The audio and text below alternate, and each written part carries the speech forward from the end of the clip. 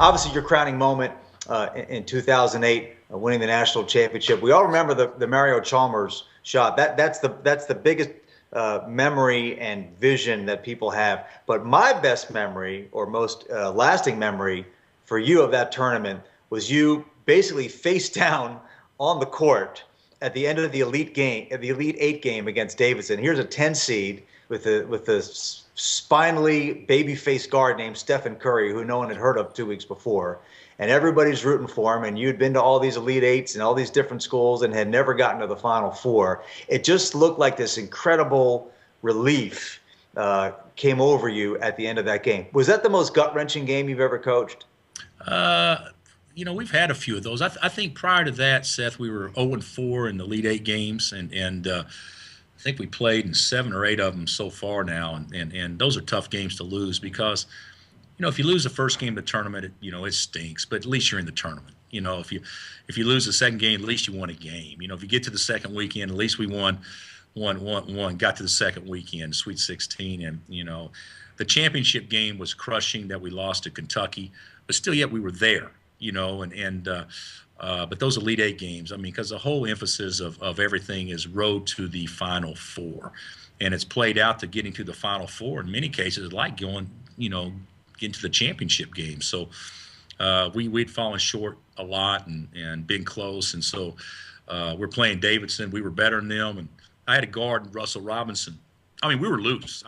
We could not have done a better job being loose before the game. And I had a guard, Russell Robinson, who was a terrific player for him. And the first time out, I said, "Russ, what's wrong?" He said, "What's wrong, Coach? I can't breathe."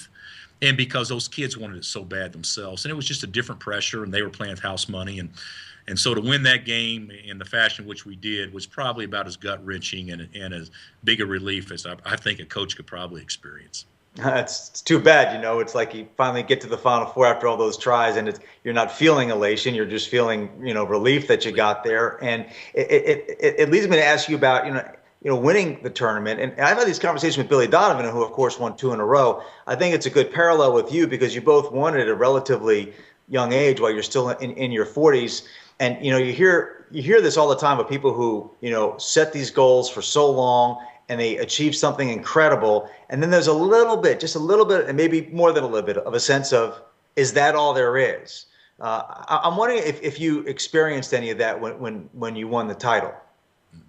Not at all.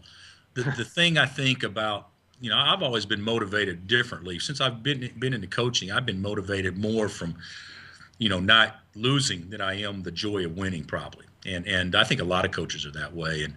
But the one thing that has really come across through winning it is how special it is, and the more you get, the more you want. And so, if anything, I'm not going to say that I work as hard now, as you pointed out my age earlier, than I did when I was 30 years old, just getting started or whatnot. But I will tell you this, I'm as thirsty to win, and I think that has been great motivation because the taste is so sweet. And the other thing is you see how it changes people's lives that have been so good to you over time.